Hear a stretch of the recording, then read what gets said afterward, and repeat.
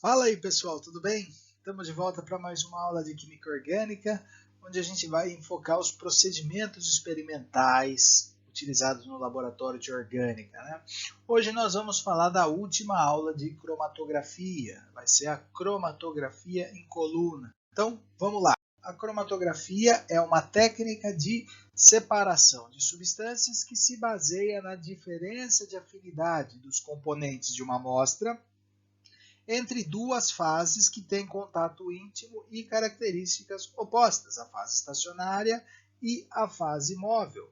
Na cromatografia em coluna, a fase estacionária, como o nome já diz, ela preenche uma coluna. Tá? A gente vai ver a cromatografia em coluna tradicional, que é a cromatografia em coluna aberta, usada em laboratório para fazer separação de compostos e, posteriormente, a coleta desses compostos. Então, a gente usa muito a cromatografia em coluna aberta para separar e coletar depois esses compostos separados. E a gente vai ver também alguns equipamentos cromatográficos. Então a gente vai ver uma parte também de química instrumental. Tá? As diferenças e semelhanças entre a cromatografia em coluna e a cromatografia planar se dá principalmente no resultado do experimento. Então, na foto da esquerda, a gente tem um cromatograma de uma cromatografia planar, né? Então, o cromatograma é o resultado de um experimento cromatográfico, onde a gente identifica os compostos de acordo com as distâncias percorridas, né? Sistema de distância do ponto de partida até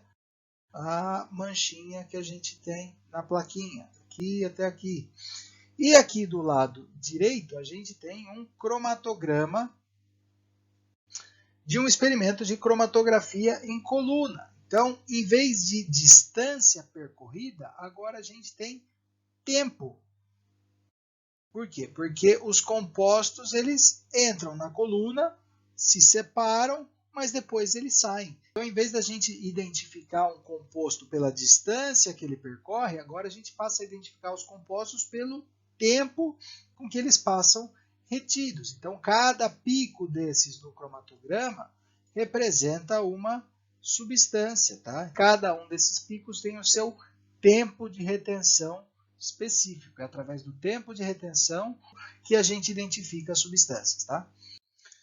Agora a gente vai ver juntos um vídeo que mostra desde a preparação de uma coluna cromatográfica até o experimento, a separação cromatográfica em si. Tá? Então, para a gente preparar uma coluna cromatográfica, a gente pode usar uma bureta, uma bureta de titulação. Tá? Essa coluna que ele está usando no vídeo aqui, ela é um pouquinho maior do que uma bureta, o que é melhor. Tá? Então, para a gente fazer uma coluna cromatográfica, a gente adiciona uma lã de vidro na base da coluna, que vai justamente segurar a fase estacionária. Tá? Então a gente adiciona sobre a lã de vidro um pouquinho de areia, que a gente consegue ver aqui no esquema, que é o que vai segurar a fase estacionária dentro da coluna. E para preencher a coluna, pacotar a coluna com a fase estacionária, a gente vai pegar a fase estacionária, que normalmente é sílica, e vai utilizar o solvente que a gente vai usar como fase móvel para transferir a fase estacionária para dentro da coluna. Então ele agita ali, não é uma solução, né, porque a fase móvel não dilui a fase estacionária, mas a gente faz uma melequinha ali para transferir o máximo possível da fase estacionária para dentro da coluna. Esse processo é repetido várias vezes até a gente conseguir transferir toda a quantidade de fase estacionária desejada. Depois a gente abre a torneirinha para escoar o excesso da fase móvel para tentar transferir todo o restante da fase estacionária para dentro da coluna. Depois deixa o sistema descansar para que toda a fase estacionária se compacte, né? Fique o mais compactada possível. E antes de fazer a separação cromatográfica, é importante deixar a linha da fase móvel praticamente na mesma linha da fase estacionária, mas sem secar. Você não pode deixar a fase estacionária ficar seca. Tá? Então ali ele fez a diluição da amostra usando o mesmo solvente da fase estacionária e vai aplicar com todo cuidado para não fazer muita bagunça, para não espalhar a fase estacionária, para não desempacotar a fase estacionária que já está acomodadinha. Tá? O que ele vai fazer agora, nem sempre a gente faz, que é adicionar areia por cima da amostra. Por que a gente está fazendo isso? Para que quando a gente for adicionar mais fase móvel, essa adição da fase móvel não faça um rebeleixo todo ali na fase estacionária. E agora a gente começa então a corrida cromatográfica, onde a gente vai coletar as frações. Então a gente vai ter vários tubinhos de ensaio para coletar as diferentes frações que vão sendo separadas. Então pode ver ali que a amostra era uma mistura ali, uma substância amarela, mas pode ver que ela já está percorrendo a coluna e agora vai começar a sair da coluna. Tá? Lembrando que a gente tem que repor sempre o solvente da fase móvel, não pode deixar a coluna secar. E agora a gente tem as várias frações que foram coletadas, né? Coletadas em diferentes tempos. Pode ver que a gente tem ali, tubinhos de ensaio do meio, a gente tem uma solução em pigmentação, que é onde estão os compostos que foram separados da nossa amostra. Agora, para identificar esses compostos, a gente pode fazer, por exemplo, uma análise espectrofotométrica desses compostos. Um importante equipamento cromatográfico, que é bastante comum em laboratórios de análise, é o HPLC. HPLC vem da sigla em inglês de High Performance Liquid Chromatography, que é cromatografia líquida de alta eficiência. Tá? Qual que é a grande diferença da HPLC para a cromatografia em coluna aberta que a gente viu no vídeo anterior? A HPLC ela funciona em alta pressão. Então a gente tem bombas que pressurizam a fase móvel através do sistema. Qual que é a vantagem da gente ter uma fase móvel pressurizada? Quando a gente pressuriza a fase móvel, a gente consegue usar como fase estacionária partículas de menor diâmetro. Qual que é a vantagem da gente ter partículas menores? Quando a gente diminui uma partícula, a gente aumenta a superfície de contato. Então a gente usa uma fase estacionária que tem uma maior superfície de contato. Com isso a gente consegue estabelecer maiores pontos de equilíbrio entre fase móvel e fase estacionária, melhorando muito mais a capacidade de separação, aumentando a capacidade de separação das substâncias, tá certo? Na cromatografia líquida de alta eficiência, é muito comum a gente usar o modo reverso. O que é o modo reverso? Para falar do modo reverso, vamos falar do modo normal primeiro. No modo normal, na cromatografia em modo normal, a gente usa fases estacionárias que são polares, então normalmente a sílica, e uma fase móvel apolar, normalmente solvente orgânico. Tá? Com isso a gente acaba usando muito solvente orgânico, que é ruim para o meio ambiente e é tóxico para a gente também. Tá? Quando a gente trabalha em modo reverso, a gente inverte a polaridade, a gente passa a usar sílicas funcionalizadas, eu falei isso na primeira aula, tá? Que então a nossa fase estacionária passa a ter característica apolar e com isso a gente pode usar fase móvel polar. Qual que é o solvente polar mais comum que a gente tem? É a água. Tá? Então quando a gente usa HPLC, normalmente a gente trabalha em modo reverso e nessa mistura de solventes, um desses solventes é a água, e o outro solvente é um solvente orgânico, um pouquinho menor polaridade, mas que se mistura com a água. Pode ser acetonitrila ou metanol. Tá? E qual que é a vantagem da gente usar dois solventes? Quando a gente mexe na proporção entre esses solventes, a gente consegue aumentar a força eluente da nossa fase móvel. Como assim? A gente sabe que a separação na cromatografia ela ocorre por diferença de afinidades entre os compostos, né? Entre a fase estacionária e a fase móvel, que tem características opostas. Então a gente tem algumas substâncias que são normalmente bastante apolares ou muito pouco polares, que vão ficar muito retidas na fase estacionária, tá? Vão levar muito tempo para serem eluídas no sistema cromatográfico se a gente usasse só a água como solvente. Se a gente aumenta a proporção do solvente orgânico, a proporção do metanol ou da acetonitrila, a gente está usando uma fase móvel um pouco menos polar. Com isso, esses componentes que ficam muito retidos na coluna, eles passam a ser eluídos, eles saem do sistema cromatográfico com um menor tempo de eluição.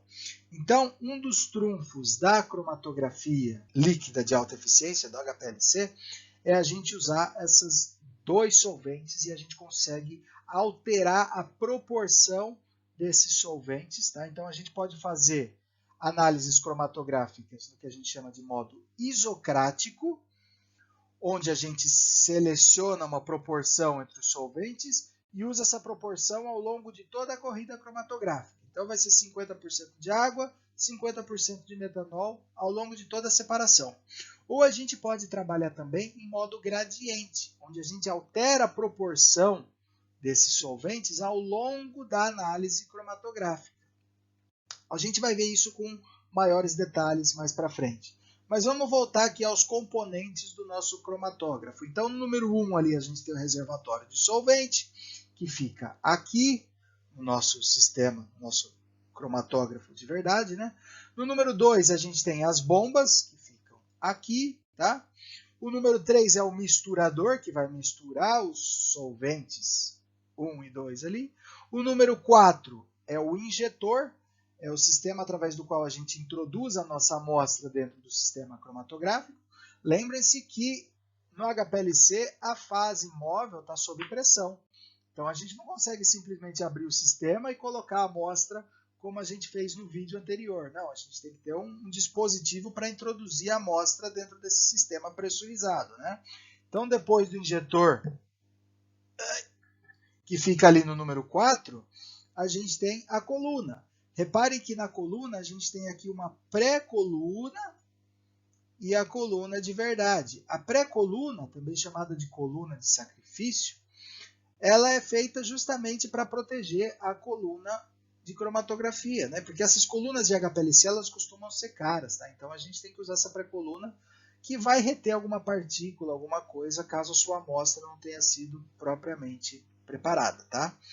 Depois a gente tem a coluna, que é onde ocorre a separação, e no número 6 a gente tem o detector.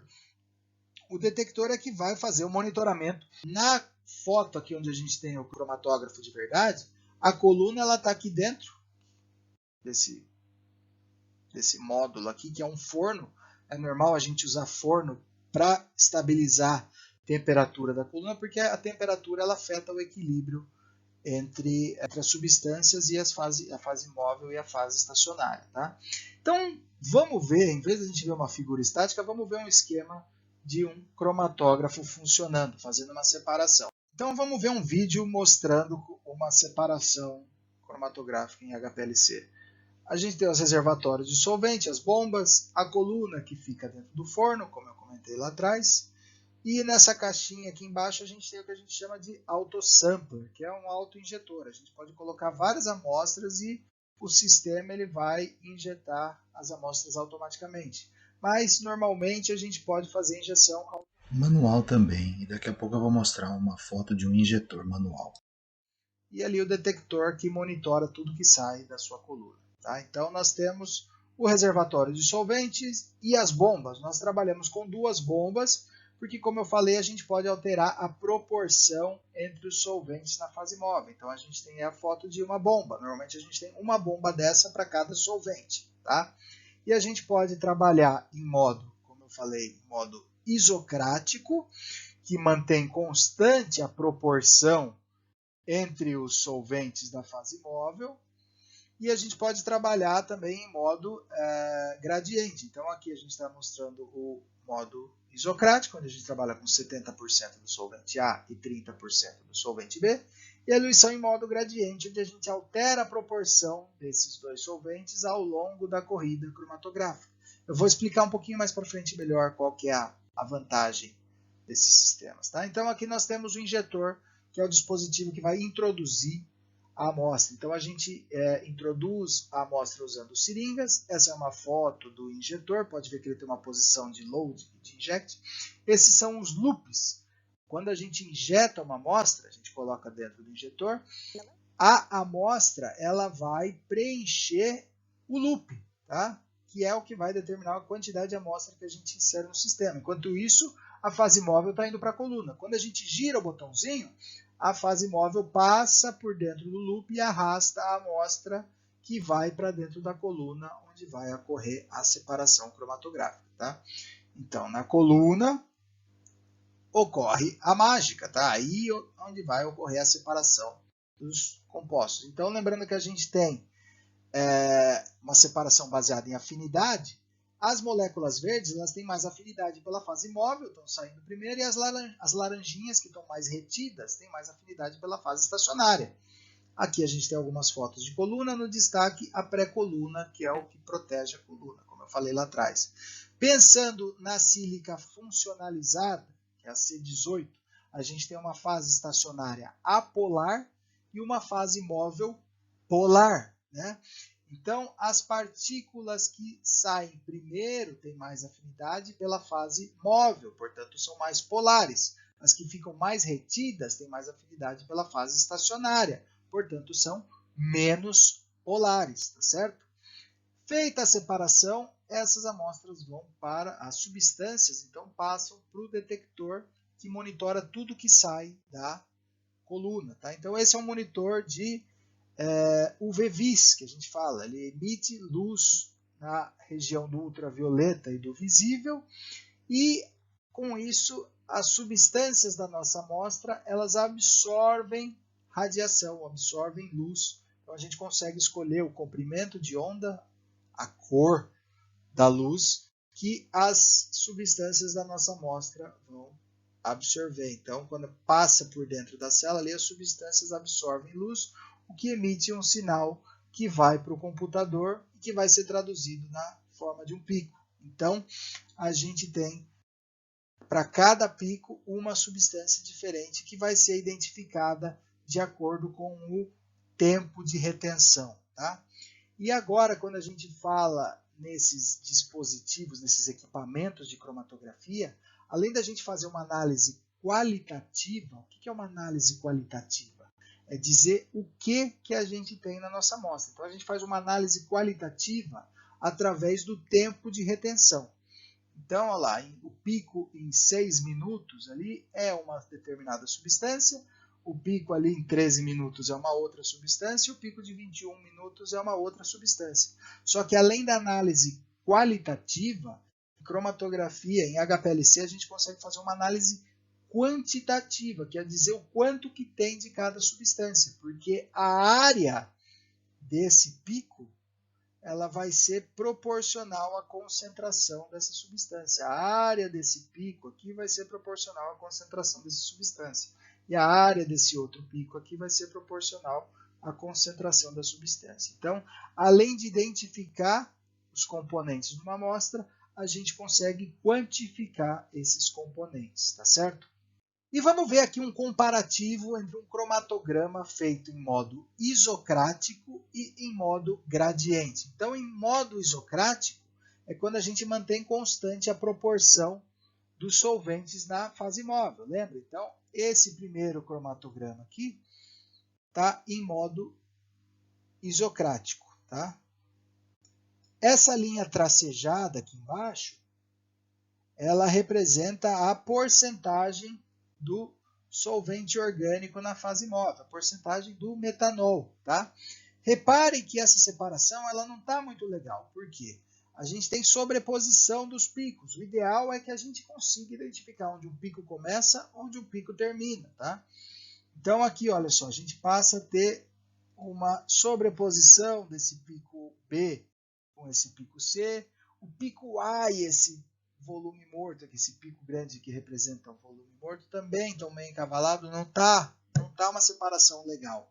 E a gente tem uma última substância F lá, que vai ser eluída depois de muito tempo. Então a gente tem esse tempo todo aqui, onde a gente está gastando solvente na fase móvel e que nada está saindo do sistema cromatográfico. Então o que a gente pode fazer?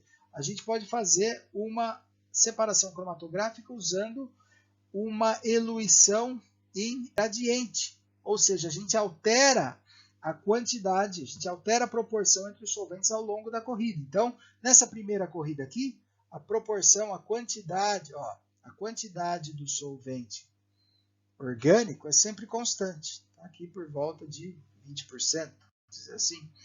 Então, no modo isocrático, a gente não muda a proporção do solvente. No modo gradiente, a gente começa aqui com uma baixa porcentagem do solvente orgânico e vai aos poucos subindo.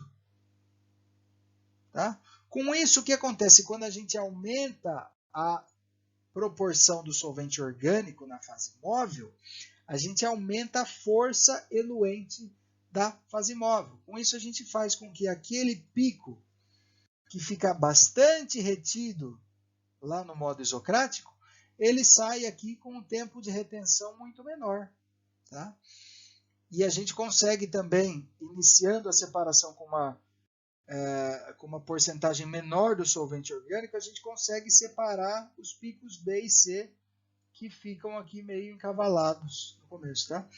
Então, o que eu quero que vocês saibam, gente, isso que eu estou falando é bastante complexo, tá? O que a gente está tratando aqui em 3, 5 minutos, a gente tem aulas na faculdade para entender, tá? Então, o que eu quero que vocês saiam desse slide aqui, que vocês entendam que a HPLC, ela possibilita uma grande versatilidade de separação de substâncias quando a gente consegue brincar, quando a gente consegue alterar a proporção dos solventes na fase móvel, beleza? O último equipamento que a gente vai ver é o GC, que é o Gas Chromatograph, o cromatógrafo gasoso. Na cromatografia em fase gasosa, a gente consegue separar substâncias que são voláteis, tá? Porque a nossa fase móvel agora ela é um gás. Então, normalmente um gás inerte, pode ser hélio ou nitrogênio. Então, o que acontece? A gente vai trabalhar com substâncias que são voláteis, tá? E a gente vai introduzir as nossas amostras aqui no injetor, que é esse componente aqui que fica no topo do cromatógrafo. Esse injetor ele está a alta temperatura. Com isso, que a gente introduz a amostra dentro do sistema, todas as substâncias ali se volatilizam, tá? Todas as substâncias se vaporizam, passam para a forma de vapor e entram na coluna. A coluna da cromatografia em fase gasosa, ela é muito pequena e muito longa. A gente tem colunas de dezenas de metros de comprimento. Com isso, a gente consegue também ter uma capacidade de separação muito grande. E a gente vai separar os nossos componentes com base nas diferenças de volatilidade, tá? Então, a fase móvel passa a ser um gás que arrasta os componentes da nossa amostra. E quanto mais voláteis são esses nossos componentes, mais facilmente eles vão ser arrastados através do sistema cromatográfico, vão ter um menor tempo de retenção. Quanto menos voláteis, mais esses componentes vão ficar retidos na coluna. E como é que a gente faz para diminuir a retenção desses componentes na coluna? A gente aumenta a temperatura da coluna. Então, o nosso cromatógrafo, essa caixona que a gente está vendo aqui, na verdade é um forno. A gente aumenta a temperatura desse forno justamente para diminuir o tempo de retenção de compostos que são menos voláteis. Então, vamos ver um esquema de uma separação cromatográfica usando um cromatógrafo a gás.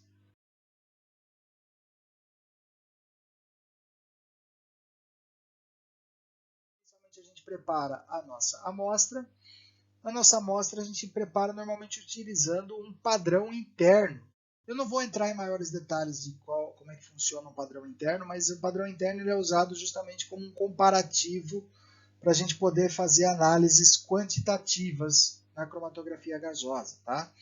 Então, preparada a nossa amostra, a gente pode colocar a amostra no carrossel do autoinjetor, então o autosampler, tá? Que nada mais é um carrossel, onde você coloca na posição tal a amostra, o sistema vai injetar no cromatógrafo automaticamente. Mas nem sempre a gente vai ter um autosampler, um injetor automático. A gente pode fazer injeções manuais e eu vou mostrar umas fotos de como é feita a injeção. A coluna fica dentro do forno que controla a temperatura do sistema. Então, a seringa ela vai sugar a sua amostra e essa é uma seringa de GC. O volume é de 10 microlitros, tá? Então é um sistema muito miniaturizado, gente. A gente trabalha com quantidades muito pequenas de amostra.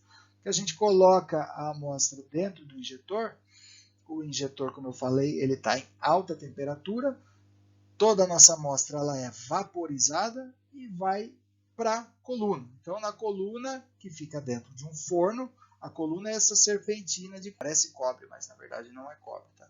Pode ver que a coluna ela é extremamente fininha. Tá? E a coluna ela normalmente é de sílica fundida, onde tem uma camada externa de um polímero que dá certa flexibilidade para ela, e dentro dela a gente tem a fase estacionária. Ocorre então a separação dos componentes por diferença de volatilidade, e esses componentes vão então para o detector. O detector mais comum que a gente tem para GC é o FID, que é o Flame Ionization Detector, detector de ionização por chama. Então os componentes que saem da amostra, eles entram nessa chama do detector, e o que acontece? Quando os componentes entram em combustão ali nessa chama, são gerados íons, tá? E há no meio dessa chama duas chapinhas de metal que mantêm uma diferença de potencial entre essas chapas, tá? Quando uma amostra, uma substância da nossa amostra, entra no meio da chama, ela promove a formação de íons, e esses íons aumentam a condutividade que entre essas duas placas, ela aumenta, com isso a gente consegue ver os picos, tá? Então, da mesma forma que a gente tem o cromatograma lá no HPLC, a gente consegue fazer análises quantitativas usando a área desses picos, tá? Então, em cromatografia instrumental, a gente consegue analisar os componentes de uma amostra tanto de modo qualitativo, a gente consegue identificar o que tem, e a gente consegue quantificar, consegue dizer o quanto tem desses componentes, beleza? Então, da mesma forma que eu falei lá atrás para HPLC, onde a gente tem a eluição em modo isocrático, que mantém constante a composição da fase móvel, na cromatografia gasosa a gente tem a cromatografia em modo isotérmico, onde a gente mantém a coluna dentro do forno ali numa temperatura constante. Tá? Isso pode fazer com que compostos que são pouco voláteis levem muito tempo para serem eluídos da coluna. Então esse último pico aqui, ele saiu ali com 90 minutos de análise cromatográfica, 1h30 dentro da coluna. Se a gente começar uma análise cromatográfica com uma temperatura baixa, ali baixa não, né, mas 50 graus, e aumentar gradativamente essa temperatura, fazer um aumento aqui de 8 graus por minuto até 250, a gente consegue eluir esse mesmo pico aqui que saiu com 90 minutos, ele sai aqui com menos de meia hora, com aproximadamente 27 minutos. Então, com isso a gente consegue ter uma capacidade de separação muito maior. Podem ver que aqui no começo, no modo isotérmico, tá? A análise toda a 150 graus, todos esses picos iniciais eles saem encavalados um em cima do outro. Tá? Por quê? Porque são substâncias que são bastante voláteis. Em 150 graus elas estão voláteis, elas não vão ter interação nenhuma com a fase estacionária. Se a gente começar a análise com 50 graus, com uma temperatura menor, a gente consegue separar essas substâncias de modo muito mais eficiente. E com isso a gente consegue uma separação melhor e a gente consegue uma análise mais curta. Com isso a gente consegue melhor resultado em tempo menor, ou seja, a gente tem menos gasto de gás e a gente consegue um resultado muito melhor. Beleza? Maravilha, gente. Eu agradeço quem chegou até aqui e eu peço também desculpa para vocês. Eu sei que foi muito conteúdo para pouco tempo, tá? Se algum de vocês chegar a fazer um curso de química ou um curso de farmácia, vocês vão ver que vocês vão ter disciplinas todas voltadas, não necessariamente para cromatografia, mas para uma parte de química instrumental, onde vocês vão poder ver essas técnicas com muito mais detalhes do que a gente viu nas aulas de hoje. Tá? Então a aula de hoje foi mais para vocês verem que nós temos equipamentos que são capazes de fazer separações de amostras complexas. Tá? Então a gente tem o HPLC e a gente tem também GC, que são equipamentos bastante usuais. Então se vocês forem para qualquer indústria química que tenha algum laboratório de análise, muito provavelmente vocês vão encontrar um desses dois equipamentos, se não tiverem os dois. Tá? Para quem quiser se aprofundar mais no estudo de cromatografia, gente, eu sugiro que vocês procurem mesmo na internet HPLC ou cromatografia líquida de alta eficiência, cromatografia gasosa, que vocês vão encontrar muito material, tá?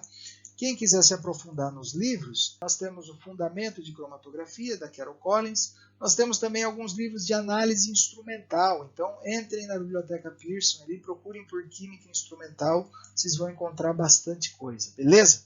Eu agradeço pela atenção de vocês. Um forte abraço, cuidem-se e tchau!